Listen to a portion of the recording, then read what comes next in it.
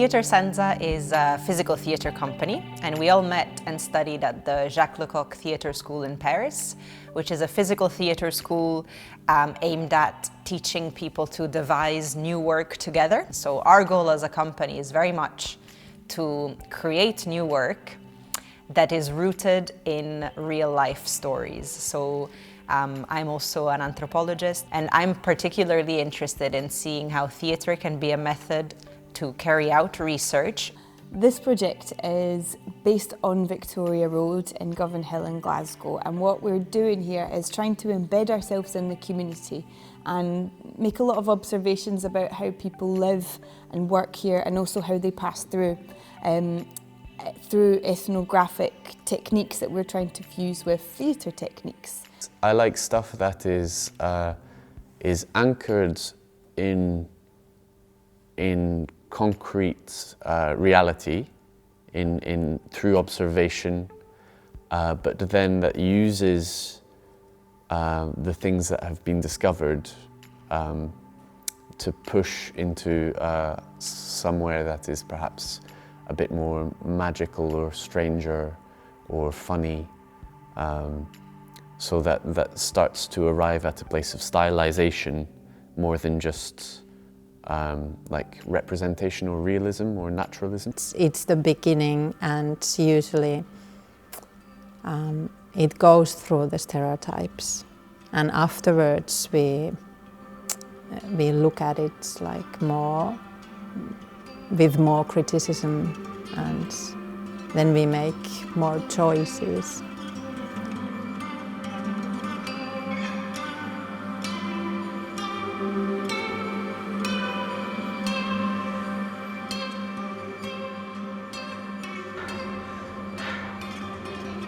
I'm no Scottish man.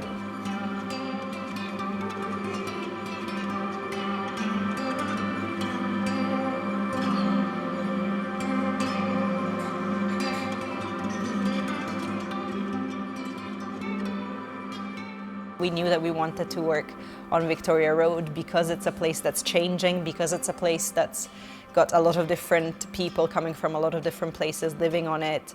So there were a lot of reasons that brought us to Victoria Road specifically. We chose Govan Hill because it's the community that I live in, and I've got a foothold here, and I can make connections and do the ground preparations that are needed to bring an international company together in one place. We also find it a really fascinating area. It's actually the unhealthiest area of Glasgow. It's the very fast changing area. It's gentrifying with new developments coming. It's a very diverse area, and it's unique in its diversity in Glasgow and the rest of Scotland.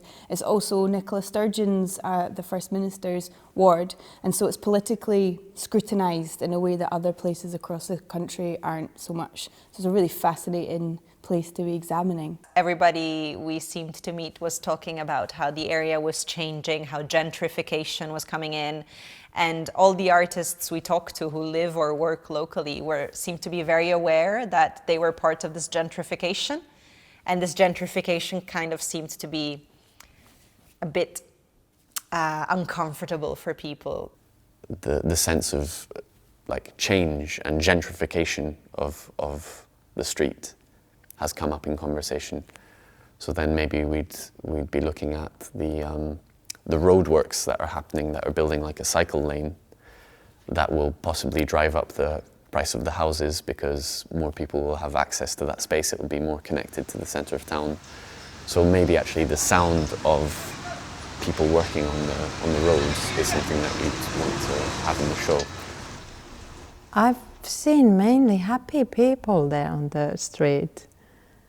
I couldn't tell who is refugee, who was born in Scotland, just by walking on the street.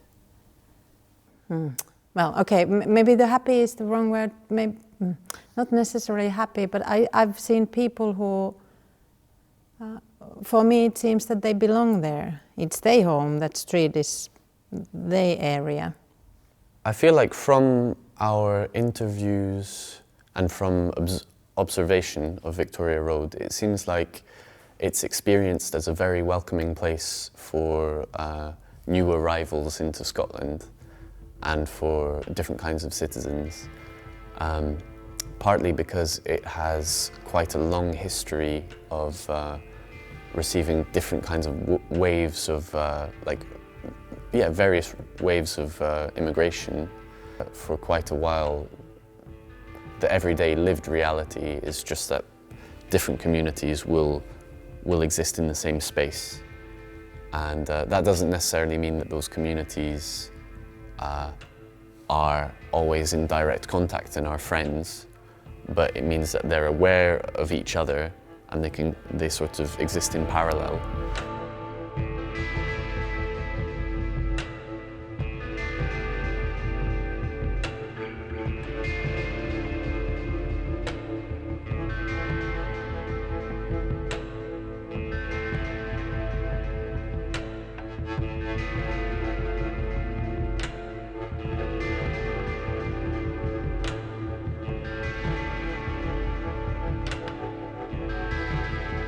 You might be a third culture kid if you can't answer the question, where are you from? Mm-hmm. If you speak 2 languages but you can't spell well in either. If you flew before you could walk. If you have a passport but not a driver's license. If your life story includes phrases such as, and then we went to, if you don't know where home is. If you read the international section of the newspaper before the comics, you have friends in or from many, many different countries. You wince when people mispronounce foreign words. You don't take things for granted. And you feel that you need to move on after you've been in the same place for a while. I think the character of Glasgow is fairly open. So people engage with public stuff because they're not, the Glaswegian population is not shy. Paradoxically, even though the Fringe is in Edinburgh and there's lots of buskers and lots of street art, it feels like in Glasgow people are more used to stuff happening on the streets. That certainly feels true of the city centre, and I think Glasgow does often feel like villages as well. It feels like the south side feels like it has its own identity, the west end feels like it has its own identity. So the things that are happening in these different places, it feels like the community of those places have an ownership. I think that this area is welcoming to immigrants, and because it has been quite multicultural for a long time. For artists, it has been a place that's been attractive to artists because the rent is a little bit cheaper than other places, and it has obviously this space and some other kind of smaller grassroots type arts events going on in the area. When you've got religions mixing in the problems that particularly currently, it's like doing something in a mosque and a church, or in front of a mosque and a church simultaneously, or the same thing moving back and forth. It's like if you're doing something about fear and change, then using spaces that people are fearful of to make them less fearful, or just to sort of introduce, that would seem to me like the best. I would imagine there's people who have relatively irrational fears of certain things, and so that's what I would be dealing with, rather than it's like, actually, if you're a Christian or indeed an atheist, there's no reason why you can't go in a mosque. I imagine there's millions of white people in Britain who wouldn't go anywhere near a mosque because they're terrified they get blown up or shot or stabbed, which is bollocks. So I think there's a lot of queerness in Glasgow, and I feel like the queer community is quite strong here. Govan Hill feels like it feels home, it feels comfortable to me, because there is such a huge mix of people and the things that people bring. I think because the project seems very hands-on and that you're going out to the community and involving them from early stages. Shona's from this area, so she already has strong links to the community and knows people and the shops and the area. So I think that people will feel like they have some ownership over the project because they're getting involved from an early stage. Regeneration, as it's beautifully called, quite often means that it completely alienates the local community. So when talking about change, it's like, say you build a load of hipster cafes in an area where they actually don't want any hipster cafes. They'd much rather have a Turkish cafe selling traditional Turkish food or whatever. If you're doing something specifically about the local community, it's trying to get them to reimagine their space in a sort of positive sense, and so it's like what they would like their street to be potentially, but also there's resistance to change and accepting change, you know, and sort of just playing with that is an interesting thing.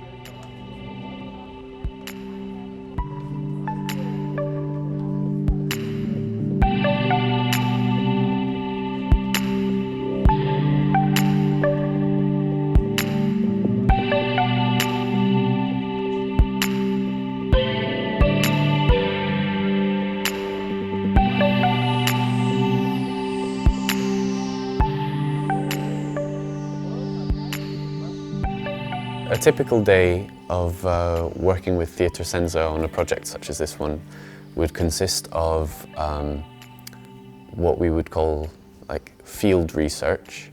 So being actually out in the space that we're studying, in this case Victoria Road and the sort of Govan Hill area. Let's say half of the day would be us moving through that space, making observations. Perhaps there would be specific exercises that we would be following that would kind of guide our manner of observing. We might do an exercise such as be silent for 30 minutes and absorb every greeting that you see, or look at how the way that people cross the road, for example. Being aware of things that you might not see every day if you're just walking down the street. We try to wake up our senses to where we are. Sometimes when you live in a city, or when you live in a neighborhood, or when you inhabit a certain space and you go through the motions of your everyday life, there are some things that to you might seem very banal or very uninteresting or just very boring and very daily, but actually it's the stuff of everyday life which is interesting and which we want to shine light on. And then we would typically have organised some interviews with people who'd either approached us or who we'd approached. And they could be members of the public, or they could be people who are involved in different kinds of organisations, like social outreach organisations.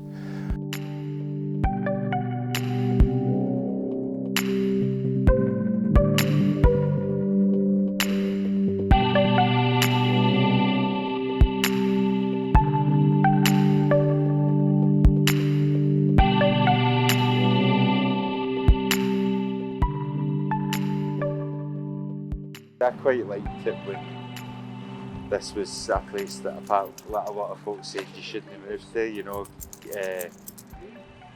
and it was like, it had its moments, but it was always kind of fine, and it was like, but now it's sort of like getting a bit hipper, a bit cooler, and I don't know, like sometimes the sort of like crowd that brings, like, the thing that I liked about living here before was that it wasn't very cool and very hip, but to me, although the place is diverse, it doesn't necessarily feel like totally, like really integrated necessarily.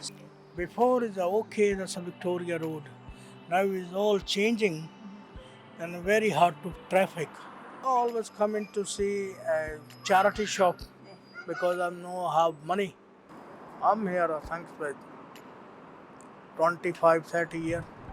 I like it that it has, lots of small shops and different things. It's not just a load of supermarkets or such like. I just wish it could be a little bit more tidy. And all it's doing is pushing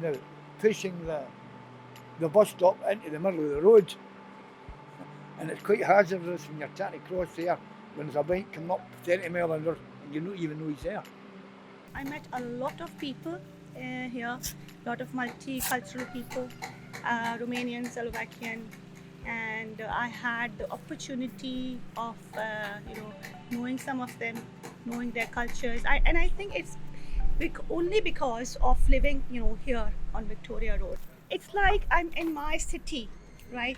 But the moment I step on Victoria Road, it's just like everything is, it's like I own the place,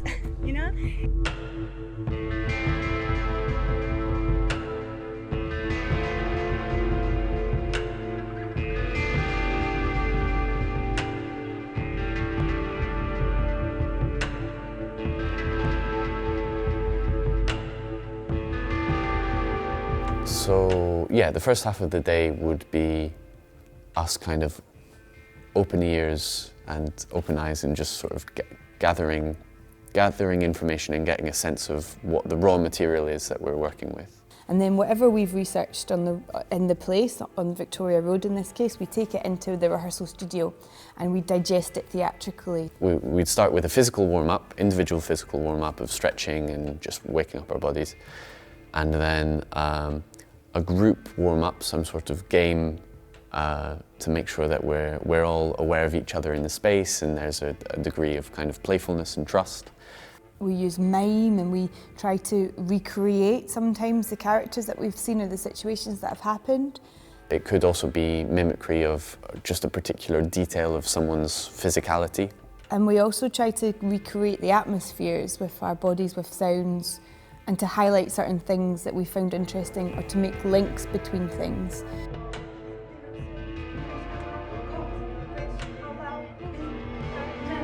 Invisible hearts, feminist economics, feminist economics.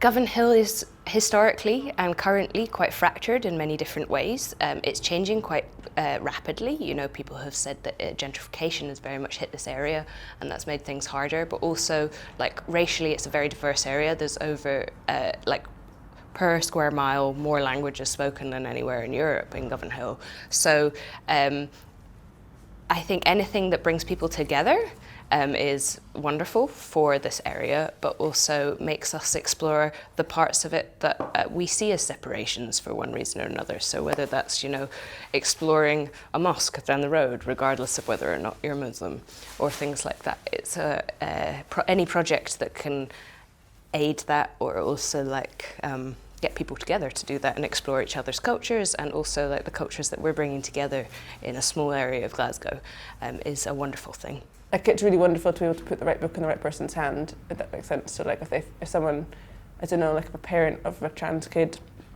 comes in and like actually gets a book that's going to help them understand their kid properly and like them be able to be supportive, that's incredible, and that's a really beautiful thing to happen, and it's like quite, yeah, that's a really wonderful thing. Or someone finding a story that will help them kind of see themselves in the world in a better place, like that's really wonderful, and that's why we do it, I guess. As soon as we opened the shop, we realised that Govan Hill has like geographically quite like a dense LGBTQIA+ like population. I guess to us there's no difference between the two. So the LGBTQ community is also the local community of Govan Hill, and that was one of the biggest sort of heartwarming things when we set the shop up, was realising that, you know, if you create a bit of visibility somewhere, that you realise who else is there and you open up the option for visibility of other people. So we do have people who travel from quite far, but also most of the people who are in the shop every day live just down the road or around the corner.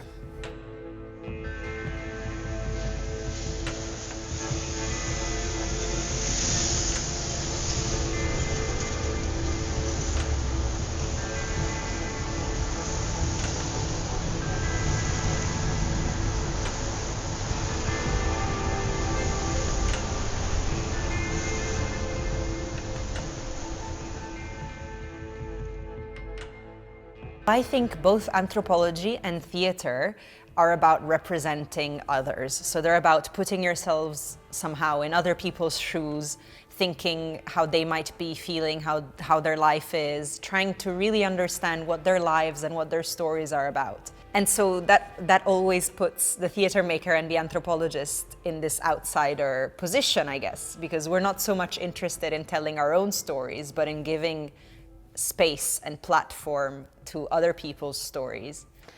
I for sure feel like I'm outsider.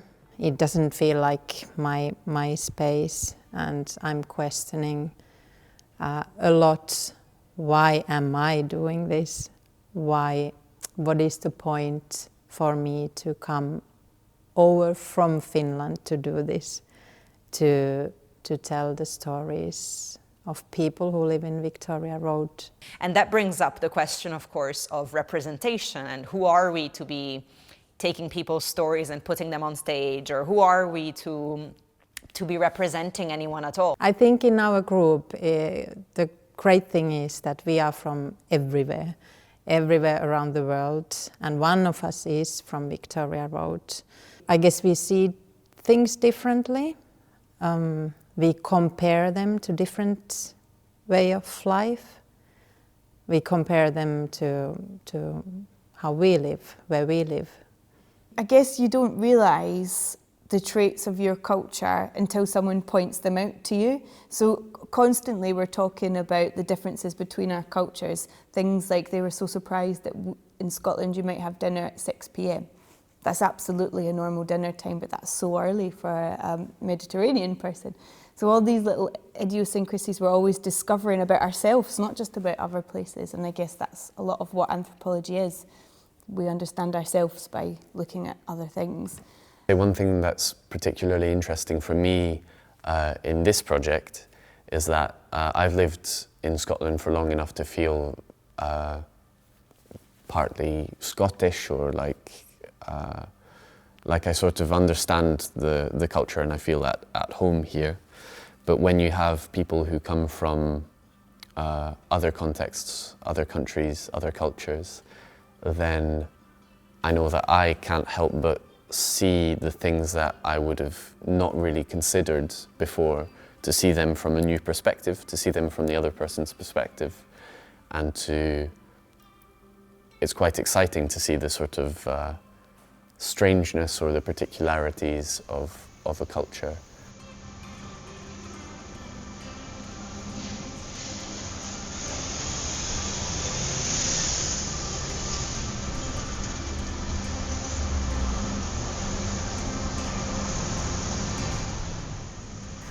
I like Govan Hill because it's, well, partly because it's affordable, like that's obviously a concern. It's really nicely situated between the city centre and like other bits of the south side, I guess. But I just don't ever want to leave Govan Hill. Like there's lots of stuff going on here. I come to the bookshop, I hang out with like all my friends live in Govan Hill. It's where lots of queers and lots of migrants live, and I'm both of those things, so it makes me feel nicer to be here. When I came here, I just landed to Glasgow as an asylum seeker. So then when I came here, I didn't have any friends. Since I just got involved with the gas, I made many friends.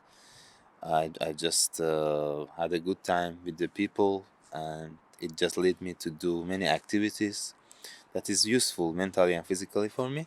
At least since I came here, since 7 months, we have a very good communication and good terms with the asylum seekers, refugees and migrants. That's the most important thing. Maybe it's going to be very emotional if I tell you, but this is kind of my house. We just have a small workshop. We have a few printing presses inside, our tools, and we just meet and do art. If someone wants to learn some printmaking, they can just show up and ask nicely. To me, it's mostly to have a space to do art that is accessible. Like if you want to learn how to print, you join and print. And for me, printing is so great. I'm shy, so I wouldn't say I've become like super close friends, because I'm kind of like, sometimes I'm a bit shy, but it feels like they're my people, you know? Like you build a community, you do the same thing week over week together. And I don't want to say that there is a sense of belonging into it, but I begin to feel it's also my space. And not because like I'll put that at the wall, that's just like a whatever, but if you come here and you start to make stuff and you teach to other people and you support each other, it becomes what you do.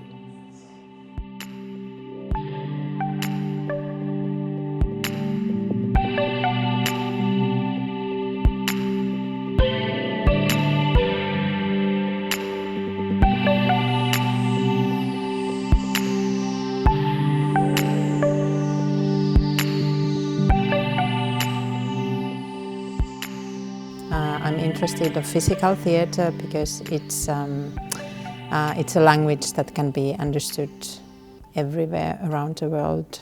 For us, everything goes through the body, so it's about how to transpose real life through movement and through physicality. Personally, the idea of physical theatre, I think, is ridiculous. The idea that any theatre is not physical, that somehow it exists without a body, isn't relevant. Even radio, you don't listen to radio with a disembodied ear. It's attached to your body. Your ear is what absorbs that.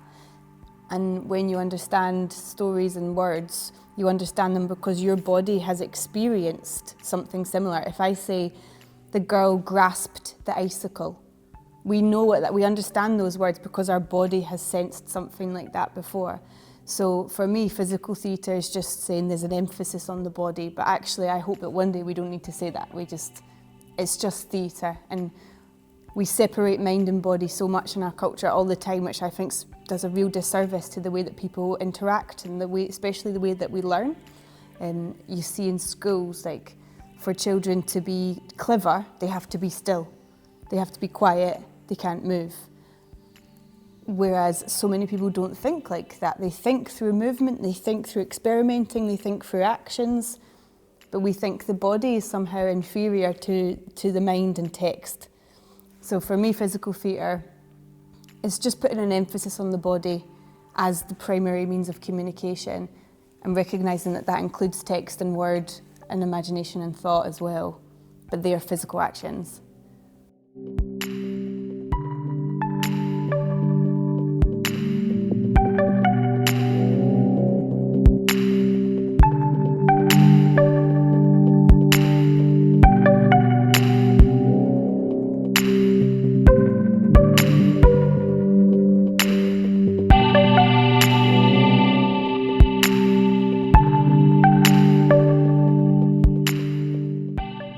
What we're planning to do on Thursday to conclude this little residency is to play a game with audience members.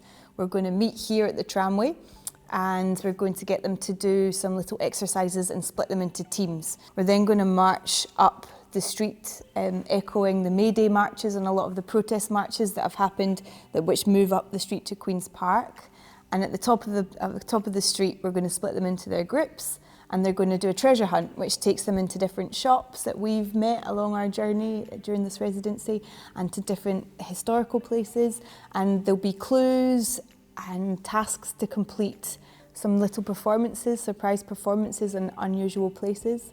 And when they've gathered all that, they're also going to get food from different shops. The plan is to give them words in a completely different language to the one they probably speak. And their job is to find whatever that is. So it might be a sausage from a Polish sausage, or a sweet from an Arabic country. And they have to gather that thing and bring it all back together at the tramway with all of their answers and everything else. And we'll have a picnic together and talk about what we've seen and that kind of thing. So it should be a big celebration, very playful, hopefully a little bit thought-provoking. And it's the opening for a much deeper exploration about the place. In the future, I don't know what we'll do. I think we will perform again together as a company in a theatre. I think we'll always be thinking about the public space though, and how to bring theatre into the public space and how to bring public space into theatre.